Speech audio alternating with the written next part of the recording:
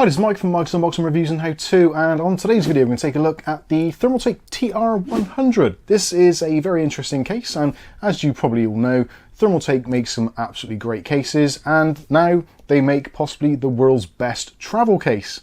So if you are someone who likes to kind of move around a little bit, or you're just limited on space, this potentially is going to be a great dual chamber chassis for you to use for your next ITX build.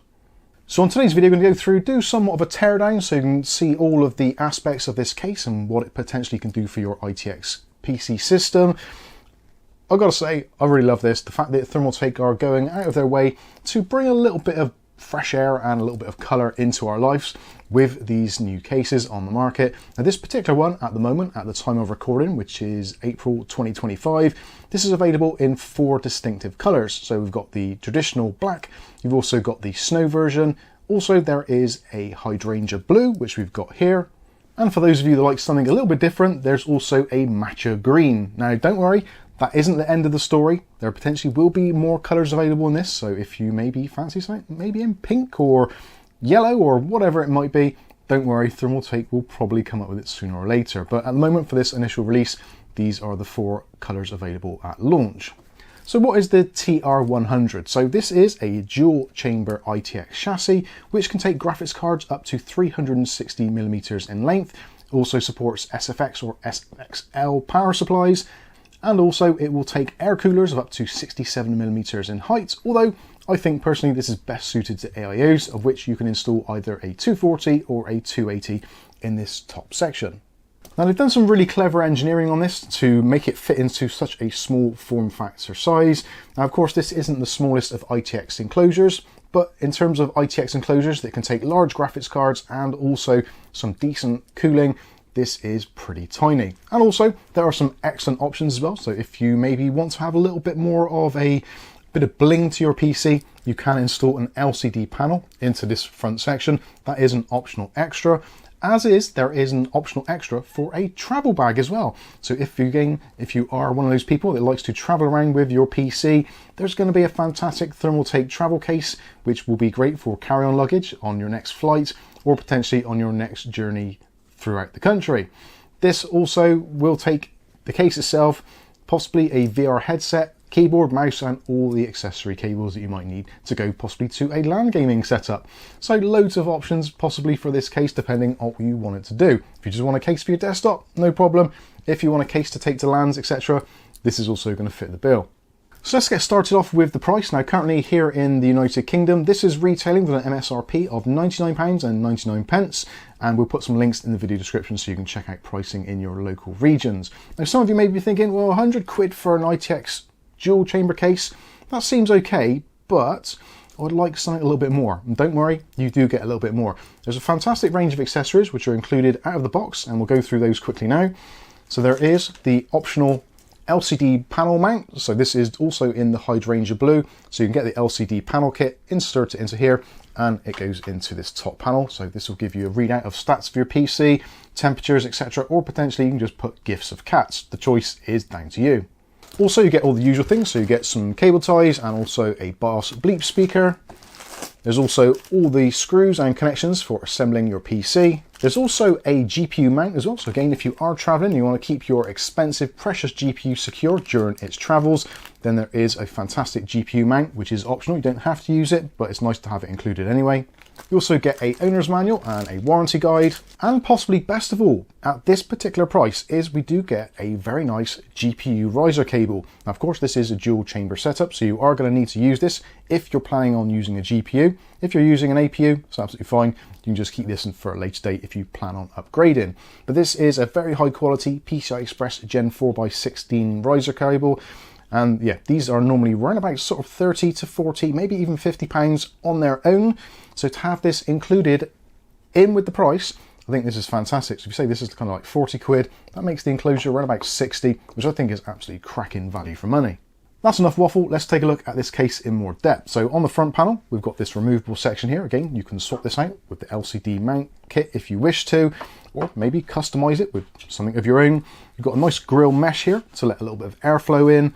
And next to that, we've got our front I/O. So you've got a power button, you've also got a reset button, there's a combo headset and mic jack, two USB Type A's, that's USB 3.0, and also there's a USB Type C front panel connection.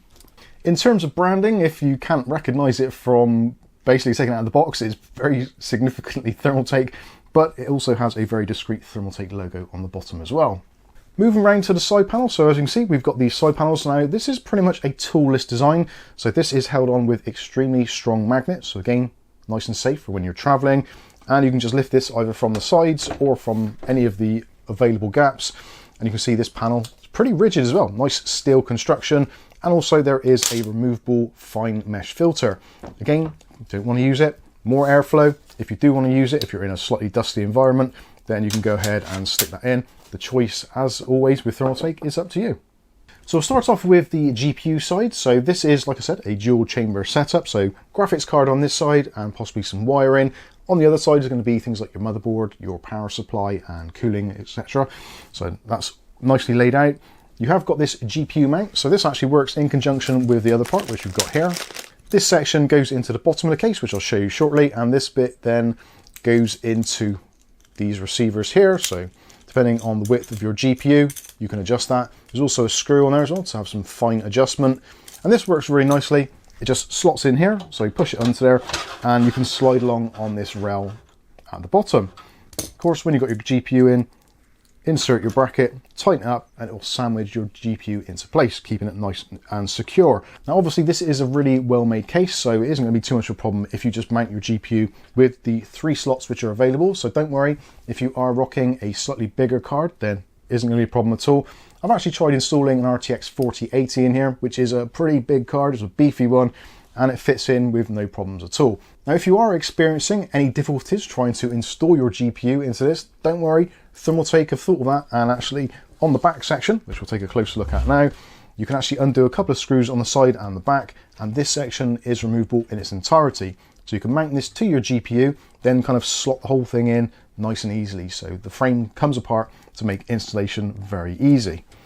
Also, while we're on this side, at the front, there is a removable dust filter again, and 2 little screw holes there, which had me a little bit flummoxed, if I'm honest with you, to begin with. I wasn't too sure what they were for, but they're actually for storing or holding 2.5-inch SSDs. So you can put a drive in there, screw in through the sides, and it's just there. Again, that's going to get nice bits of cool air from the front of the case to keep your drive nice and cool.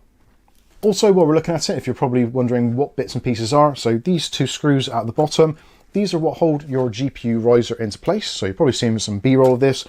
That fits into there, screws in nicely. You don't have to screw it in if you don't want to. If you're one of those people that takes your GPU in and out all the time, you want a little bit more flexibility, you don't have to put the screws in. That, again, is up to you. So we've looked at the back a little bit. We've got some ventilation on the top here. We've got our 3 PCI Express slots. Obviously, you've got your I/O cutout there. Also, you've got your power input, which is in a slightly unusual place because traditionally with most PCs, we're used to seeing a power supply and the power section being directly connected. On this, it is run through towards the inside with a cable, so it makes life a little bit easier, and also will keep cable management tidier, so all your messy stuff's going to be at the back. Also on the back, there is a spring-loaded catch or screw. Nice to see that, and this means this top section can be removed to gain access to the inside. Again, as with pretty much everything from Thermaltake these days, comes with this really nice fine mesh, which is optional. You can take it out if you want to for increased airflow. Although this kind of thing is very porous and basically doesn't have any real air restrictions, but it does stop those finer particles of dust. Okay, so let's move around to the other side. So again, same thing. So this is a toolless design. So magnets holding on, very strong magnets. And again, we've got the filtration on the side there. So this is going to be where your motherboard is going to go. Now, you're probably going to see some B-roll of this where I've attached a motherboard earlier, just so you can see how it would work in the kind of rotated nature of it, because your IOs come out this side. So your IO is there. Nice and easy to route all of the connections for USB Type C, etc. So yeah, really nice layout. I think this works particularly well.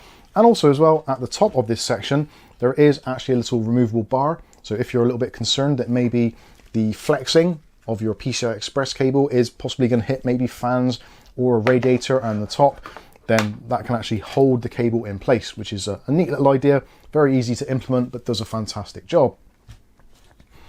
Moving towards the front more so, this is where our power supplies are going to sit. Now this has 2 positions, high and low, so depending on what you want to do, entirely up to you. You can have SFX or SFXL power supplies installed in here, And of course, Thermaltake do some really nice SFX power supplies of the tough power range, so definitely check those out. They'll be linked in the video description as well. Also, something nice to see as well is the fact that there is this really nice gap at the top, so they've thought about where people are possibly going to put radiators or fans and tried to give you a little bit of height there. Even though this is a very small chassis, there's plenty of room to work in. While we're on this side, we'll take a quick look at the bottom. So again, the bottom is a very similar sort of deal. Again, relatively toolless. There is a thumb screw, which is the springy ones, which I do kind of like. And this section can be removed in its entirety. So again, for maintenance, for cleaning, etc., that's nice and easy to access. And also there's a cutout in the bottom for where the power supply is and possibly draw in air or just be plugged in, or just to gain access to the power switch itself on your power supply. So it's nice that they've thought all of that out. Again, you can see the kind of dual chamber nature of it. So graphics card on this side and power supply, motherboard, etc. over here. I know we've kind of touched on it already, but I'll go through it just for those that are interested. So in terms of connectivity for your motherboard, you've got your HD audio connection. There is the USB 3.0 Type A connection, 2 cables, so 2 ports. You've also got your USB Type C front panel connection, and also there is a nice handy front panel connection for your reset button, power switch, LED, etc., all on one nice little block. So especially with slightly more fiddly builds, especially ITX motherboards, which are notoriously fiddly to work with, nice to have a single block to connect all that up. Next, we'll move around to the top section. So again, yep, toolless, you guessed it, and this is spring-loaded and pulls out nice and easily. Again, got that nice fine mesh filtration on the top there, which is removable, nice and easy to clean or to, well, basically remove if you want to get a bit more airflow. Also, this top section, very good idea. They've also made this totally removable. So if you want to mount your AIO or your fans to this top panel, first of all, and then kind of slot the whole thing in, you can do just 4 screws, 2 at the back, 2 at the front. And also this is rotatable. So if you want to have your AIO or your fans kind of shifted one side or the other, there's a little bit of movement there. Again, in this top, you can have either 2 120mm fans, 2 140mm fans, 240mm radiator, or a 280mm radiator. And also still have a nice bit of room between the top section and also the top of your motherboard area. So there we go, that is pretty much it for the Thermaltake TR100 dual chamber ITX chassis. I gotta admit, when I first saw this on the market, I was a little bit unsure about it, but now taking it apart, having a deeper look inside, putting a motherboard in, putting a big GPU in, and just going through the motions of it, it fills me with a lot of confidence, and hopefully it will do to you also. I think for the price, $99.99, including the riser cable, is a very good price. Ideally, I guess it would be nice to have an option without the cable. So for those of you that maybe are looking for APU builds, to maybe get this for, I don't know, 60, 70 pounds, that might be beneficial. Although I guess with most PC builders, if you're going with a smaller form factor PC, there's always going to be the point, it's an area where you're thinking, I really could do with an upgrade, and then you want to put your GPU in, you're going to have to buy a cable. So I can understand what they've done there with that. I think it does make sense. And the fact that they've got these nice little accessories, such as the LCD panel kit, which is a really nice option. It's just a shame the LCD panel kit is as expensive as it is. That is something which I have complained about with Thermaltake. The LCD panels, although they look fantastic and they're extremely well integrated into the TT RGB software, it is a little bit on the pricey side. But if you want nice things, then you've got to pay the money for it. Although I think as a case on its own, for the £100, I think it's a fantastic bargain. Now, for those of you who want to see me actually do a build in this and do some thermals, we will be doing that in a follow-up video. This case is going back to Thermaltake briefly, and then when we get it back, we'll be doing some builds and some other work with it. So if you've got any comments or questions or anything you'd like to see installed in here, then please let us know in that comment section below. Also, if you want to check out the local pricing too, as I said, there will be affiliated links in the video description, so you can check out local pricing near you. But overall, I think this is a cracking case. I'm very excited to do a build in it coming up shortly. So I think that's going to wrap this one up. Hopefully you enjoyed the video. If you have, smash that like button. If you want to see more content like this on a daily basis, maybe consider hitting subscribe and also the notification button. That way you'll be notified of future video releases. But for now, I've been Mike. This is Mike's Unboxing Reviews and How To, and hopefully we'll catch you in the very next video. Thanks for watching.